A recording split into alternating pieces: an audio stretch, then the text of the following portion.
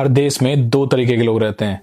पहले वो जो सुबह से शाम तक मेहनत करते हैं और तनख्वाह पाते हैं और मंथ एंड तक किराने की दुकान के खर्चे और बच्चों की फीस के लिए जद्दोजहद करते हैं। और दूसरे वो लोग जिनके एक फैसले से करोड़ों की रोजमर्रा की जिंदगी बदल जाती है, चाहे वो पेट्रोल की कीमत हो या चाहे वो आपकी नौकरी। उनके फैसले से दोनों पे इम्पैक्ट पड़ता है।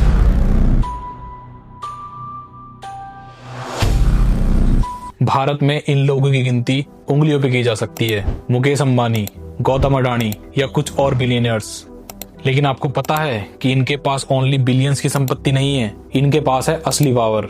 ऐसी पावर जो सरकार की पॉलिसीज को मोड़ सकती है, मीडिया की आवाज बदल सकती है, आम आदमी को कंट्रोल कर सकती है। ये है असली बिलियनियर्स क्लब ऑफ इंडिया। लेकिन आपने कभी सोचा है कि ये इतने पावरफुल कैसे बने? कैसे आज अडानी अंबानी इंडियन इकोनॉमी को रूल कर रहे हैं? डिटेल से बात करते हैं आज की इस वीडियो में। In volatile markets, India's billionaire club got richer in the first half of Mumbai has 92 billionaires, the maximum in Asia. It has surpassed Beijing for the first time and is among the top 3 billionaire capitals in the world. Mumbai has secured the third position on the list of the world's wealthiest nations, boasting. It has been my privilege to serve your company since its inception and to attend every single AGM of Reliance for the past 48 years. Adani portfolio crossed the 90,000 crore rupee milestone on a trailing 12. दोस्तों, अक्सर आप IMF, world bank या फिर Forbes की rich list देखते होंगे। वहां India की ग्रोथ और बिलियनियर्स की लिस्ट पब्लिश होती है। लेकिन आपको पता है कि असली कहानी कुछ और ही है। इंडिया की पूरी इकोनॉमी का बड़ा हिस्सा सिर्फ कुछ ही परिवारों के बिजनेस हाउस के इर्द गिर्द घूमता है। अंबानी, अडानी, टाटा, बिरला, जिंदल, बजाज, ये वो नाम है जो आपने या रोजमर्रा की जिंदगी में हजारों बार सुने होंगे। लेकिन कभी आपने ये गौर किया है कि ये कंपनीज हमारी हर जरूरत में मौजूद हैं?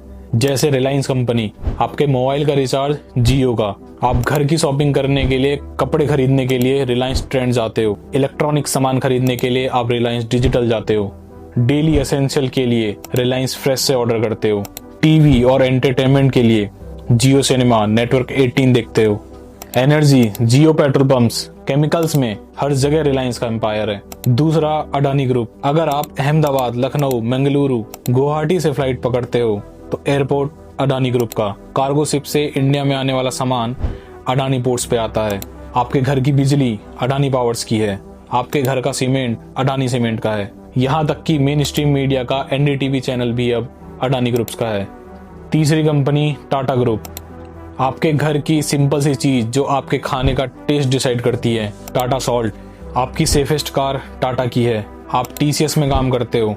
और ऐसे ही जिंदल, बजाज, इन बाकी कंपनियों का इम्पैक्ट भी सीधे हमारी लाइफ पे होता है। देखो, ये समझो, सीधी बात ये है कि डायरेक्टली इनडायरेक्टली आपकी जेब का पैसा इन बिलियनियर्स के पास जाता है। लेकिन आपको पता है, ये कुछ अमीर लोगों का ग्रुप नहीं है, ये वो लोग हैं जिन पे इंडियन इकोनॉमी टिकी हुई है। और यहीं से सवाल उठता है कि कैसे इंडियन इकोनॉमी की बागडोर इन कुछ पावरफुल ग्रुप्स के हाथों में आई। बात आजादी के बाद शुरू होती है। आजादी के बाद भारत का सपना था कि उसकी खुद की एक सेल्फ रिलायंट इकोनॉमी हो, बट उस टाइम पे हर चीज सरकार के लाइसेंस पे चलती थी।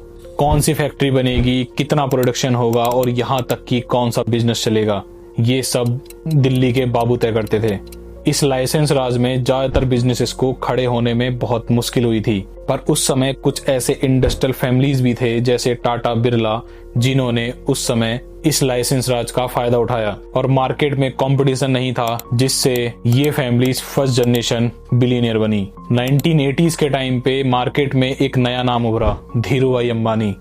इनकी कंपनी रिलायंस इंडस्ट्रीज ने पॉलिस्टर से शुरुआत करके पेट्रोकेमिकल्स, एनर्जी, टेक्सटाइल, इन सब में अपना एम्पायर खड़ा किया। और फिर 1991 में भारत में लिबरलाइजेशन हुआ, इंडिया की इकोनॉमी बाकी देशों के लिए खुली और फिर इन्वेस्टमेंट आया। तो इसी दौर में मुकेश अंबानी और गौतम अडानी जैसे टाइकून्स भी सामने आए। और फिर 2000 के बाद इन्फोसिस, विप्रो, TCS जैसे नाम दुनिया भर में छा गए। नारायण मूर्ति इन्फोसिस और अजीज प्रेमजी विप्रो के नए दौर के बिलियनर बने।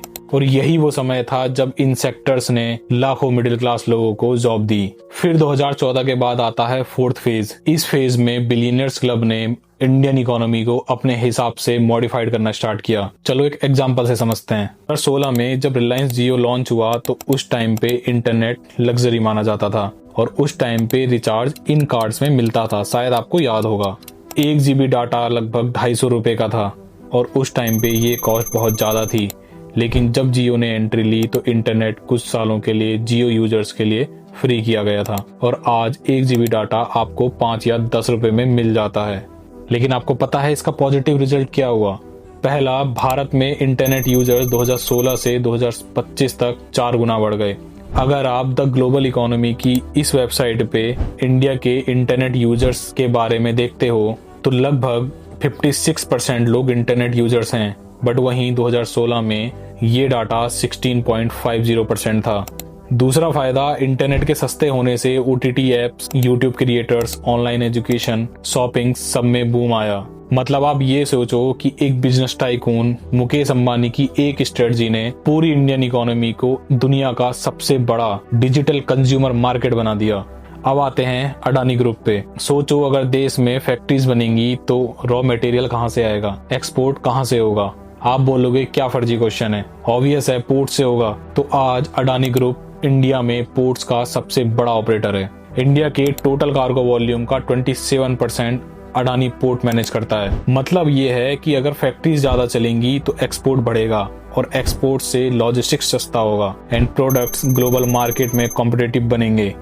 मतलब यहाँ तक आते आते अडानी ग्रुप ने सप्लाई चेन और एनर्जी दोनों को अपने कंट्रोल में लेकर इंडिया की ग्रोथ स्टोरी में खुद को सेंटर बना लिया। लेकिन रुको, यहाँ तक आपको सब चीजें अच्छी लग रही होंगी। आप सोच रहे होंगे कि हाँ ये कंपनीज अच्छा कर रही हैं, डाटा सस्ता हो रहा है, ये कंपनीज जॉब दे रही हैं, तो आपको विन विन सिचुएशन लग रही होगी। लेकिन आपको पता है कि हर सिक्के के 2 पहलू होते हैं। एक तरफ इकोनॉमिस्ट कहते हैं कि इंडिया की इकोनॉमी बिलियनियर्स की वजह से ग्लोबल मार्केट में चमक रही है, हम वर्ल्ड 4th लार्जेस्ट इकोनॉमी हैं।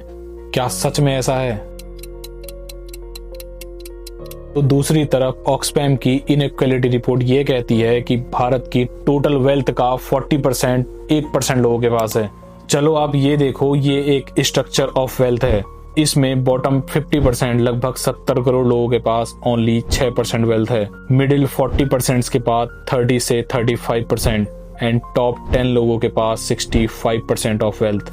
और सबसे बड़ी बात, टॉप 1% लोगों के पास यानी ओनली देश के 1.4 करोड़ लोगों के पास पूरी इंडियन वेल्थ का 40% पैसा।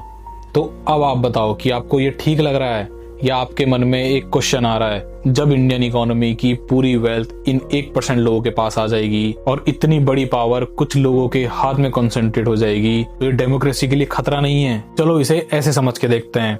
अगर कोई बिजनेसमैन एक टेलीकॉम कंपनी ऑपरेट कर रहा है, कंट्रोल करता है, तो आपकी कम्युनिकेशन उस पे डिपेंड हो जाएगी। मानो कल के दिन जियो सिम का रिचार्ज 349 से बढ़कर 1000 रुपए हो जाए, तो ऐसे में आप क्या करोगे? कुछ कहेंगे कि हाँ मैं सिम यूज नहीं करूंगा या कुछ दूसरी कंपनी में पोर्ट करा लेंगे। बट हमारी फ्रीडम का क्या? मतलब कोई बिलियनियर कंपनी हमें अपने हिसाब से चला सकती है और वहीं ये businesses company port, airport, factories, energy sector को कंट्रोल करने लग जाए और इसमें इनकी सरकार से नजदीकियां भी हों, तो सवाल ये उठता है कि कंपटीशन का क्या होगा? देखो साफ बात है, डेमोक्रेसी का मतलब है इक्वल अपॉर्चुनिटी और इकोनॉमिक मार्केट का बेसिक रूल है कि डिमांड और सप्लाई अपने हिसाब से मार्केट चलाते हैं। बट कुछ ही लोग अगर हर सेक्टर में आ जाएंगे और सप्लाई को खुद कंट्रोल करेंगे, तो ऐसे में छोटे प्लेयर्स का क्या होगा? कैसे सबको बराबर का चांस मिलेगा? कैसे सबको इक्वल अपॉर्चुनिटी मिलेगी? तो बस आपसे आखिरी सवाल ये है कि आपको क्या लगता है कि इंडिया आने वाले 20-30 सालों में इन बिलियनियर्स का देश बनेगा या फिर हम तब तक कुछ ऐसा सिस्टम डेवलप कर लेंगे जहां हर देश के नागरिक को ग्रोथ का फेयर चांस मिले? आप अपना आंसर कमेंट में जरूर बताओ। और अगर आपको ये वीडियो पसंद आती है और आप चाइना की सक्सेस स्टोरी देखना चाहते हैं तो आप इस आई बटन पे क्लिक करके देख सकते हैं, वो वीडियो आपको जरूर पसंद आएगी। मिलते हैं ऐसी नेक्स्ट डिटेल वीडियो में। Till then stay curious and keep unfolding सागाज।